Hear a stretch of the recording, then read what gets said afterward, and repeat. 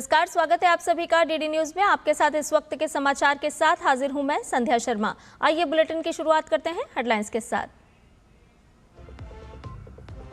प्रधानमंत्री नरेंद्र मोदी ने space startups के सीईओ से किया संवाद। अंतरिक्ष क्षेत्र में भारत को दुनिया का सबसे बड़ा केंद्र बनाने की आवश्यकता पर दिया जोर।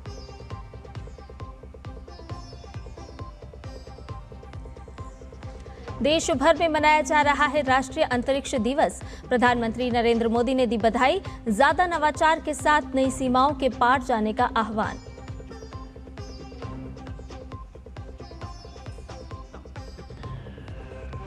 भाजपा अध्यक्ष नितिन नवीन की केंद्रीय पदाधिकारियों के साथ बैठक। कल पीएम मोदी ने संगठन को मजबूत बनाने का दिया था मंत्र।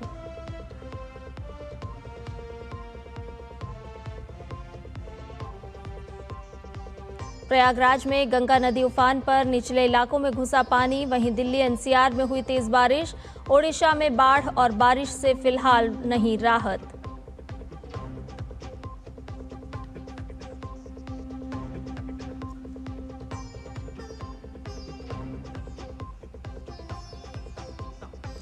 और मैके टेस्ट में ऑस्ट्रेलिया के आगे ढेर हुआ बांग्लादेश। टेस्ट मैच के दूसरे ही दिन मिली पारी और 51 रन से हार। 2 मैच की टेस्ट सीरीज 1-1 की बराबरी पर खत्म। प्रधानमंत्री नरेंद्र मोदी ने स्पेस क्षेत्र से जुड़े स्टार्टअप्स के सीईओज के साथ संवाद किया। सीईओज ने अंतरिक्ष क्षेत्र में सरकार के द्वारा की जा रही पहलों की सराहना की। वहीं प्रधानमंत्री ने भारत के अंतरिक्ष क्षेत्र को दुनिया का सबसे बड़ा केंद्र बनाने की दिशा में मिलकर काम करने की बात कही।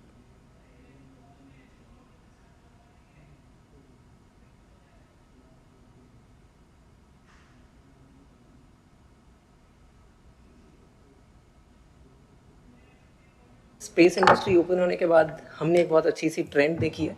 हमारे जितने सिटीजन यूएस और यूरोप में हैं, वे वापस आके हमारे साथ काम करना चाह रहे हैं। बहुत लोगों को हमें जोड़ना है और जैसा मेहता ने कहा कि भी अब विदेश से लोग गए हुए वापस आ रहे हैं, मैं समझता हूं कि हमें ऐसा एक ऑरा खड़ा कर देना चाहिए कि इस फील्ड में दुनिया भर के लोगों को एक जिंदगी बनानी है तो हिंदुस्तान जाओ, भारत की कोई स्टार्टअप से जुड़ जाओ, भारत की कोई स्पेस एजेंसी से जुड़ जाओ।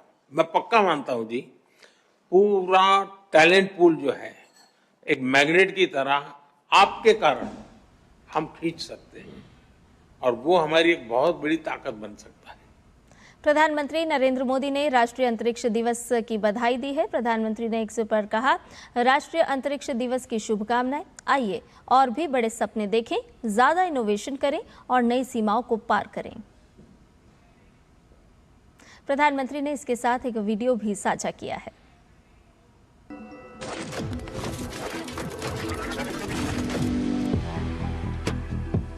मैंने अयोध्या में कहा था, ये नए काल चक्र की शुरुआत है। ये एक नए काल चक्र का उद्गम है। इस नए काल क्षेत्र में ग्लोबल ऑर्डर में भारत अपना स्पेस लगातार बड़ा बना रहा है और ये हमारे स्पेस प्रोग्राम में भी साफ साफ दिखाई दे रहा है। हम सब ने मिलकर 2047 तक भारत को विकसित राष्ट्र बनाने का संकल्प लिया। इस संकल्प को सिद्धि तक पहुंचाने में स्पेस सेक्टर की भूमिका बहुत बड़ी है। आज ये जेन जी इंजीनियर्स, जेन जी डिजाइनर्स, जेन जी कोडर्स और जेन जी साइंटिस्ट नई नई टेक्नोलॉजी बना रहे हैं।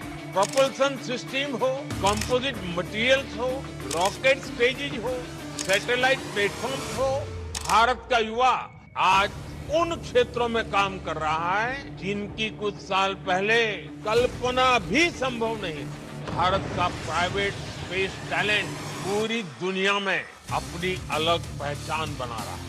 आज ग्लोबल इन्वेस्टर्स के लिए भारत का स्पेस सेक्टर एक एट्रैक्टिव डेस्टिनेशन बन रहा है।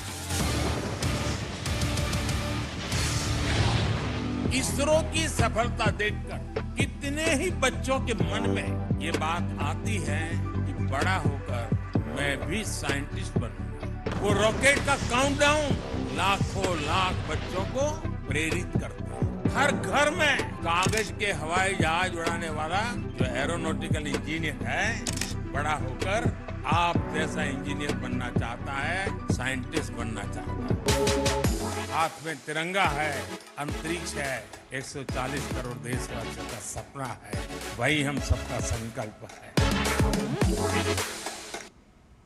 23 अगस्त 2023 को चांद के दक्षिणी ध्रुव पर तिरंगा लहराकर भारत ने इतिहास रचा था। चंद्रयान 3 की उसी ऐतिहासिक सफलता का उत्सव देश आज नेशनल स्पेस डे के रूप में मना रहा है। चांद की सतह पर वैज्ञानिक खोजों से लेकर अब चंद्रयान 4 के जरिए वहां से नमूने धरती पर लाने की तैयारी तक, देखिए अंतरिक्ष में भारत के बढ़ते कदमों पर हमारी ये विशेष रिपोर्ट।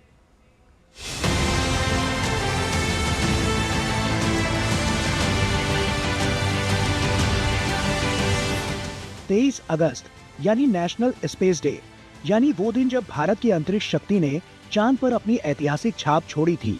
23 अगस्त 2023 को चंद्रयान 3 के विक्रम लैंडर ने चांद के दक्षिणी ध्रुवीय क्षेत्र के पास सफल सॉफ्ट लैंडिंग की और इसी ऐतिहासिक उपलब्धि की याद में हर साल 23 अगस्त को राष्ट्रीय अंतरिक्ष दिवस मनाया जाता है। चंद्रयान 3 एक ऐसा मिशन जिसकी कामयाबी सिर्फ चांद तक पहुंचने की कहानी नहीं थी, ये उस भारत की कहानी थी जो अब अंतरिक्ष की सबसे कठिन चुनौतियों को अपने दम पर चुनौती दे रहा है और एक से बढ़कर एक कीर्तिमान अंतरिक्ष में हासिल भी कर रहा है। इतिहास के पन्नों को पलटें तो 14 जुलाई 2023 को श्रीहरिकोटा से LVM-3 रॉकेट पर सवार होकर चंद्रयान 3 ने उड़ान भरी थी। करीब 3,900 किलोग्राम के इस मिशन में 2,148 किलो का प्रोपल्शन मॉड्यूल और 1,752 किलो का लैंडर मॉड्यूल था, जिसमें 26 किलो का प्रज्ञान रोवर भी शामिल था। लगभग 40 दिन की यात्रा के बाद विक्रम ने चांद को छुआ और प्रज्ञान रोवर ने चांद की सतह पर अपने पहिए उतार दिए। चंद्रयान 3 मिशन ने भारत को नई ऊंचाइयों तक पहुंचाया। चांद पर प्रज्ञान रोवर ने करीब 101 मीटर की दूरी तय करते हुए चंद्र सतह का अध्ययन किया। उसके LIDS और APXS उपकरणों ने आसपास की मिट्टी और चट्टानों में मौजूद तत्वों की पहचान की, जिनमें सल्फर भी शामिल था।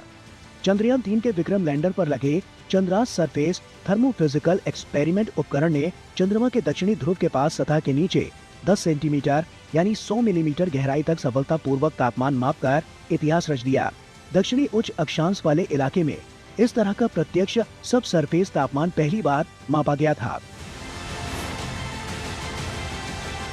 चंद्रयान 3 की कहानी सिर्फ लैंडिंग और प्रयोगों तक सीमित नहीं रही। भारत के इसरो के चंद्रयान 3 ने शिव शक्ति पॉइंट पर उतरकर सिर्फ इतिहास ही नहीं रचा, बल्कि जमीन के नीचे दबे 160 किलोमीटर चौड़े और 4.4 किलोमीटर गहरे प्राचीन गड्ढे यानी क्रेटर का पता लगाकर चांद के अरबों साल पुराने दबे हुए रहस्यों से भी पर्दा उठाया। भारत की चंद्रयान 3 की ऐतिहासिक सफलता की गूंज पूरी दुनिया में गूंजी जब 21 मई 2026 में American institute of aeronautics and astronautics ने इसरो को प्रतिष्ठित गोडार्ड एस्ट्रोनॉटिक्स अवार्ड से सम्मानित किया। यह अंतरिक्ष विज्ञान के क्षेत्र में दुनिया का सर्वोच्च सम्मान है, जो चंद्रमा के दक्षिणी ध्रुव पर भारत की अभूतपूर्व और सफल लैंडिंग के लिए दिया गया।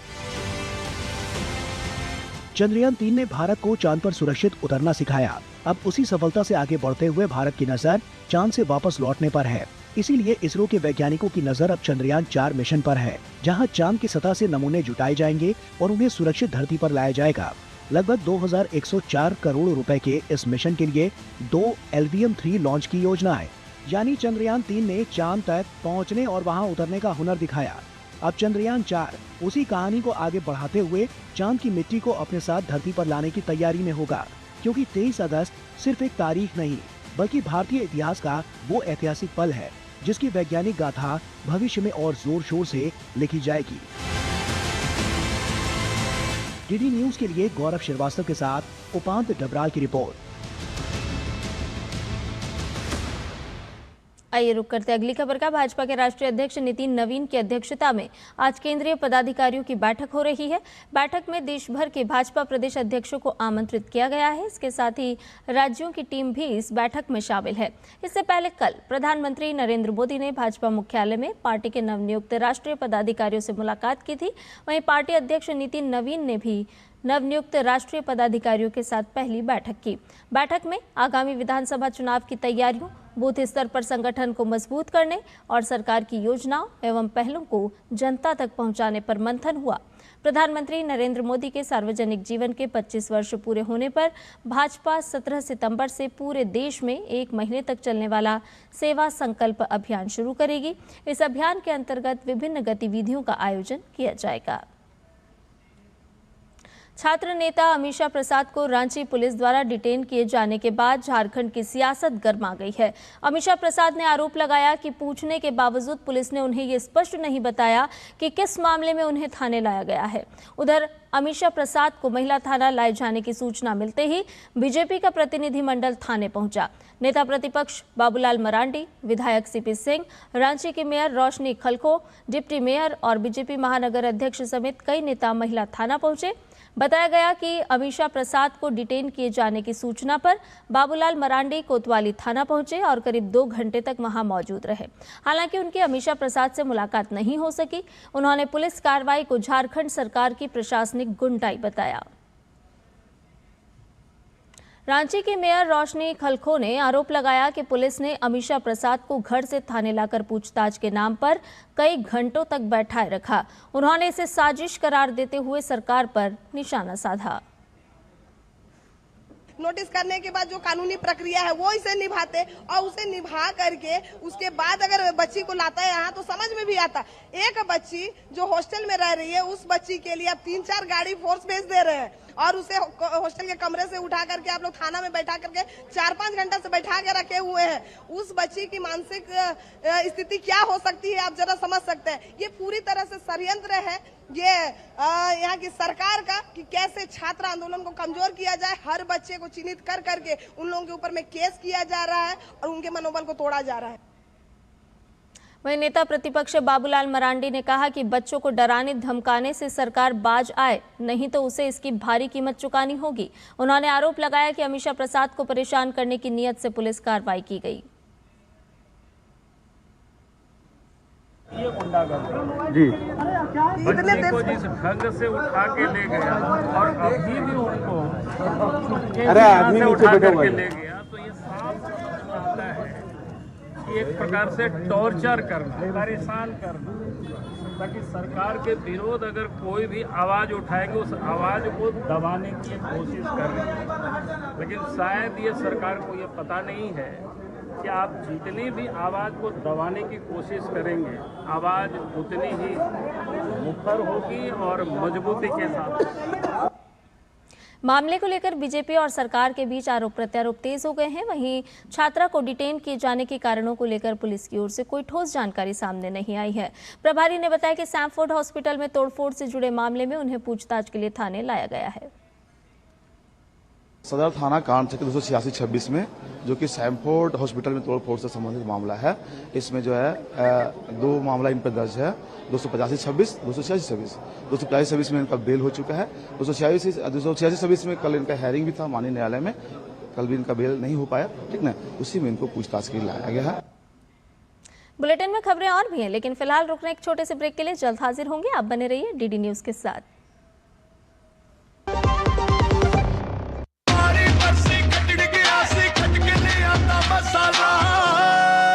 मसाला ओए छोले दा या लोबे दा, पंजाबी छोले दा या पिंडी चने दा।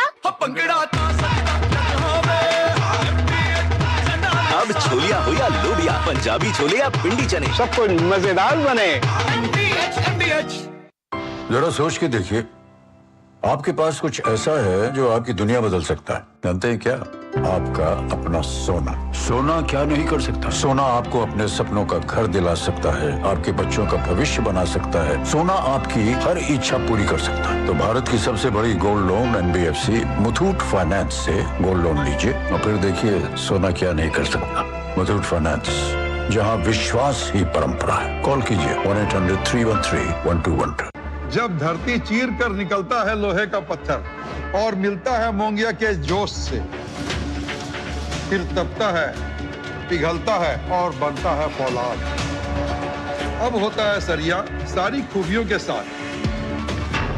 मोंगिया स्टील, मजबूत देश का मजबूत सरिया। ब्रेक के बाद समाचार में आपका एक बार फिर से स्वागत है। मणिपुर के इम्फाल में हजारों महिलाओं ने मशाल रैली निकालकर जनगणना से पहले राष्ट्रीय नागरिक रजिस्टर यानी कि एनआरसी लागू करने की मांग की है।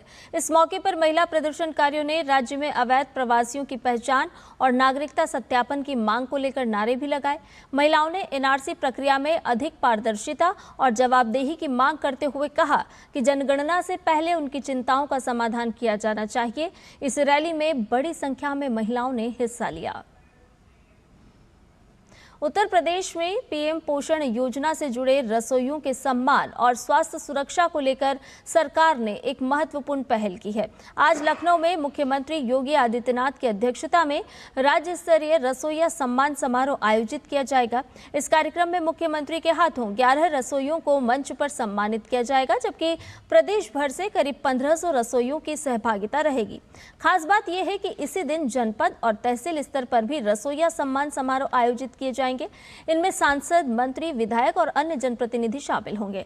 मुख्यमंत्री योगी आदित्यनाथ ने एक्स पर लिखा है कि विद्यालय की रसोई में जलता चूल्हा केवल भोजन नहीं पकाता, वो लाखों बच्चों के स्वास्थ्य, शिक्षा और उज्जवल भविष्य को ऊर्जा देता है। इस पुनीत दायित्व को अपने श्रम और ममत्व से निभाने वाली हमारी रसोइया माताएं, बहनें पीएम पोषण की वास्तविक आधार शक्ति हैं। उन्होंने आगे लिखा कि आज इन कर्मयोगी रसोइयों के सम्मान के साथ प्रदेश की 3.54 लाख मिड डे मील रसोइयों के लिए कैशलेस चिकित्सा कार्ड वितरण का शुभारंभ होगा।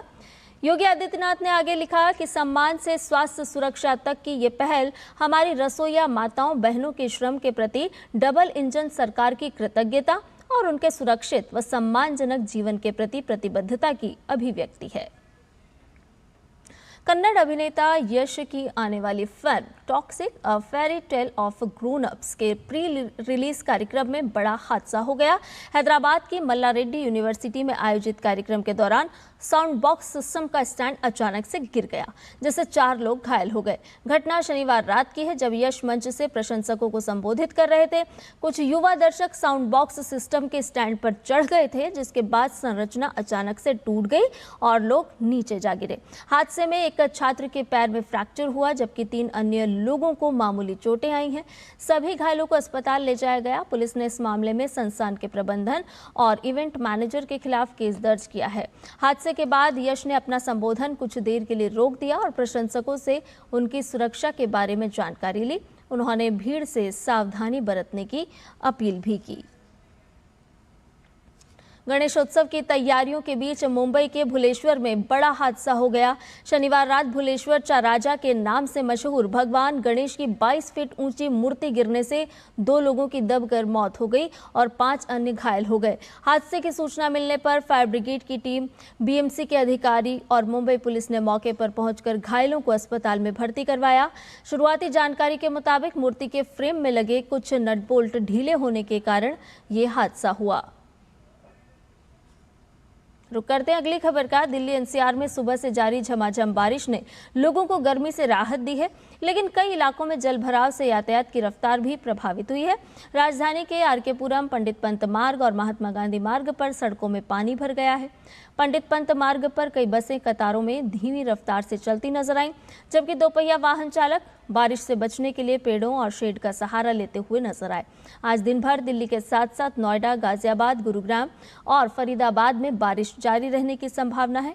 मौसम विभाग के मुताबिक आज राजधानी का अधिकतम तापमान करीब 36 डिग्री और न्यूनतम तापमान 25 डिग्री सेल्सियस के आसपास बने रह सकता है। जम्मू कश्मीर के अखनूर में भारी बारिश के बाद चिनाब नदी का जलस्तर अचानक बढ़ गया। चांदिया घाट पर तेज बहाव के बीच नदी के भीतर फंसे 3 युवकों को करीब 2 घंटे चले रेस्क्यू ऑपरेशन के बाद सुरक्षित बाहर निकाल लिया गया। कल करीब 8 बजे तीनों युवक नदी किनारे पत्थर पर बैठे थे और तभी अचानक जलस्तर बढ़ने से वो फंस गए। सूचना मिलते ही अखनूर पुलिस, भारतीय सेना और एसडीआरएफ की टीमें मौके पर पहुंची। तीनों को सुरक्षित बाहर निकालने के लिए रेस्क्यू ऑपरेशन चलाया गया। वहीं जम्मू कश्मीर के रामबन जिले में भारी बारिश से आम जनजीवन पूरी तरह प्रभावित हुआ है। मौसम विभाग ने स्थानीय लोगों और पर्यटकों को सुरक्षित स्थानों पर रहने और नदी नालों से दूर रहने की सख्त सलाह दी है। उत्तराखंड की राजधानी देहरादून में लगातार हो रही मूसलाधार बारिश के कारण आम जनजीवन पूरी तरह अस्त व्यस्त हो गया है। देहरादून में हो रही भारी बारिश का सबसे ज्यादा असर प्रसिद्ध टपकेश्वर महादेव मंदिर पर देखने को मिला है, जहां का पूरा मंदिर परिसर इस समय जलमग्न हो चुका है। लगातार हो रही इस भारी बरसात की वजह से सानिया तमसा नदी इस समय पूरे उफान पर बह रही है। नदी का तेज पानी मंदिर के मुख्य हिस्सों और गर्भगृह के आसपास तक प्रवेश कर गया है। इस बीच टपकेश्वर मंदिर के समीप एक विशाल पेड़ गिरने की भी घटना सामने आई है, जिसके चपेट में आने से वहां खड़ी 2 गाड़ियां बुरी तरह से क्षतिग्रस्त हो गई। स्थानीयों ने श्रद्धालुओं से नदी नालों और साथ ही साथ संवेदनशील इलाकों से दूर रहने की अपील की है। उत्तर प्रदेश में लगातार भारी बारिश से प्रयागराज और चित्रकूट के कई इलाके प्रभावित हैं। प्रयागराज में तमसा नदी का जलस्तर बढ़ने से कई गांवों का सड़क संपर्क टूट गया है। गांव के आसपास का इलाका पानी में डूबा है और लोगों को बाजार तक पहुंचने के लिए नाव का सहारा लेना पड़ रहा है। उधर प्रयागराज में गंगा और यमुना का जलस्तर भी बढ़ रहा है। हालांकि दोनों नदियां खतरे के निशान से नीचे है। चित्रकूट में बरदहा नदी के उफान से करीब 6 गांव का जिला मुख्यालय से संपर्क टूट चुका है। प्रभावित इलाकों में दूषित पानी से बीमारी का खतरा भी बढ़ा है और प्रशासन ने मेडिकल टीमें भेजी है। इधर ओडिशा में बाढ़ की मार झेल रहे लोगों की मुश्किलें आने वाले दिनों में और भी बढ़ सकती है। स्थिति की गंभीरता को देखते हुए प्रशासन ने 24 और 25 को केओंझर और मयूरभंज जिलों के लिए ऑरेंज अलर्ट जारी किया है। वहीं मौसम विभाग ने अगले कुछ दिनों तक राज्य के अलग अलग इलाकों में भारी बारिश होने की संभावना जताई है। इसके अलावा कई जिलों में हल्की से मध्यम बारिश पड़ने की उम्मीद है। आपको बता दें कि ओडिशा के कई निचले इलाकों में पहले से ही बाढ़ का पानी भरा हुआ है, जिससे लोगों का सामान्य जीवन पूरी तरह प्रभावित हो चुका है। बिगड़ते हालात को देखते हुए स्थानीय प्रशासन पूरी तरह सतर्क है और राहत और बचाव टीमों को 24 घंटे मुस्तैद रहने के सख्त निर्देश भी दिए गए हैं। ईरान की सुप्रीम नेशनल सिक्योरिटी काउंसिल के नए प्रमुख मोहसिन रिजाई ने अमेरिका को चेतावनी दी है। रिजाई ने कहा कि अगर राष्ट्रपति डोनाल्ड ट्रंप ने ईरान के खिलाफ कोई कार्रवाई की तो तेहरान इसका कड़ा जवाब देगा। रिजाई ने अमेरिका के नए आर्थिक दबाव अभियान की आलोचना की है। उन्होंने ईरान के पड़ोसी देशों को भी चेताया कि वो ईरान की अर्थव्यवस्था को नुकसान पहुंचाने वाली अमेरिकी कोशिशों का हिस्सा ना बने। हाल ही में अमेरिकी राष्ट्रपति डोनाल्ड ट्रंप ने ईरान के खिलाफ अब तक के सबसे बड़े आर्थिक प्रतिबंधों और आर्थिक युद्ध की घोषणा की है। अमेरिका ने चेतावनी दी है कि जो भी देश ईरान की मदद करेगा या उसके साथ कारोबार व वित्तीय लेन देन रखेगा, उसे भी गंभीर आर्थिक परिणामों का सामना करना पड़ेगा। बांग्लादेश और ऑस्ट्रेलिया के बीच 2 मैच की टेस्ट सीरीज का दूसरा टेस्ट मुकाबला ऑस्ट्रेलिया ने महज दूसरे दिन पारी और 51 रन से अपने नाम कर लिया। मैच के दूसरे दिन ऑस्ट्रेलिया की पहली पारी 210 रन पर सिमटी और टीम ने बांग्लादेश पर 146 रन की बढ़त हासिल की। इसके जवाब में बांग्लादेश की टीम अपनी दूसरी पारी में सिर्फ 95 रन पर ढेर हो गई। ऑस्ट्रेलिया की ओर से आपको बता दें, इसके अलावा उत्तर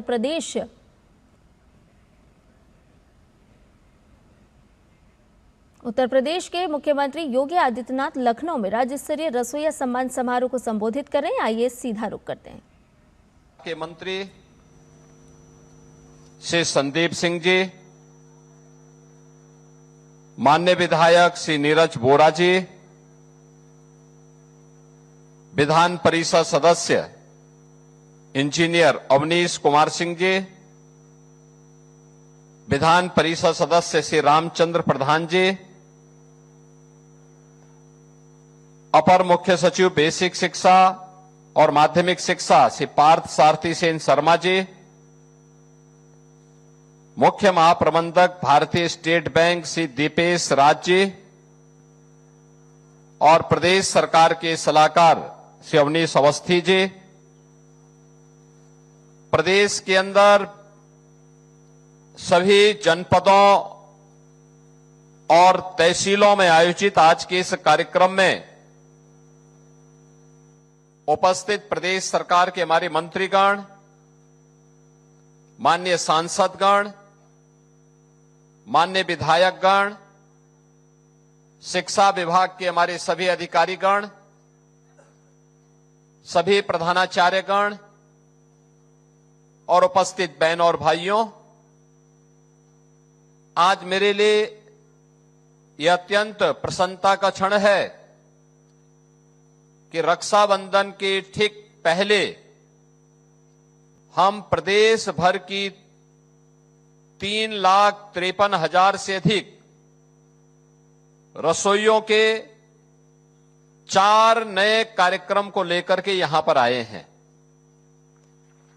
ये 4 प्रकार की योजनाएं आज आपके लिए घोषित हो रही हैं।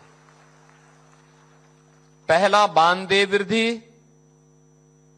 दूसरा, अगर किसी रसोइया के साथ कोई घटना दुर्घटना हो जाती है तो उसके परिवार को 2 लाख रुपए की सहायता स्टेट बैंक के माध्यम से उपलब्ध करवाने की। तीसरा, प्रत्येक रसोइया और उसके परिवार को प्रतिवर्ष 5 लाख रुपए तक मुफ्त में कैशलेस की सुविधा उपलब्ध करवाना। और चौथा, आपको जो अब तक ड्रेस के लिए यानी साड़ी के लिए 500 रुपए प्राप्त होता था, अब उसकी राशि को दोगुना करने के कार्यक्रम के साथ यानी उसको 1,000 रुपए करने के लिए हम आज यहां पर एकत्र हुए हैं। यानी एक साथ रक्षाबंधन के पहले इतना बड़ा उपहार। आज से 9 साल पहले रसोइयों को मात्र 1,000 रुपया मिलता था और वह भी कभी मिलता था कभी नहीं मिलता था। नोट करना, कभी मिलता था कभी नहीं मिलता था। आज तो प्रधानमंत्री मोदी जी ने देश भर में 55 करोड़ लोगों के लिए जनधन अकाउंट खोल दिया है। जनधन अकाउंट का मतलब ये सपाई और कांग्रेसी जो डकैती डालते थे गरीब के हक में, उसको रोकना और गरीब का पैसा सीधे उसके खाते में जाए जिससे वो स्वयं निकाल सके। इसके लिए अब डीबीटी के माध्यम से सारी की सारी धनराशि उनके अकाउंट में जाएगी।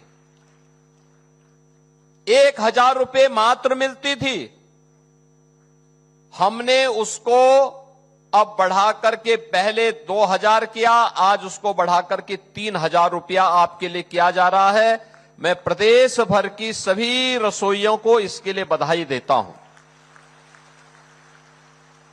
अभी तक रसोइयों के लिए कोई सामाजिक सुरक्षा की गारंटी नहीं थी।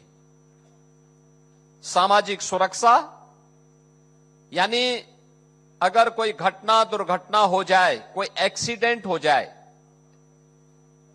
कोई आपदा आ जाए, कोई पूर्ण विकलांग हो जाए, किसी की मृत्यु हो जाए, परिवार असहाय हो जाता था,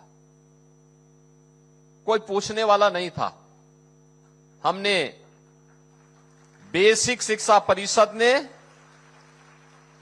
भारतीय स्टेट बैंक के साथ बातचीत करके ये तय करवाया कि आपका अकाउंट हम भारतीय स्टेट बैंक में खुलवाएंगे और भारतीय स्टेट बैंक में आपका पूरा मानदेय जाएगा। आप जब भी उसको निकालना चाहेंगे निकालिए, लेकिन अगर कोई घटना दुर्घटना हो जाए, कोई विकलांगता का शिकार हो जाए तो उस परिवार को बैंक तत्काल 2 लाख रुपए की सहायता उपलब्ध करवा देगा। ये पहले नहीं मिलता था। लखनऊ में किया जा रहा है मुख्यमंत्री योगी आदित्यनाथ का संबोधन अभी आप सुन रहे थे। पहले कोई रसोइया बीमार हो जाए, किस तरह से आप 4 जब योजनाओं को आज इस कार्यक्रम के माध्यम से मतलब लॉन्च किया गया है। समाचार में फिलहाल के लिए इतना ही, मुझे दीजिए इजाजत, नमस्कार।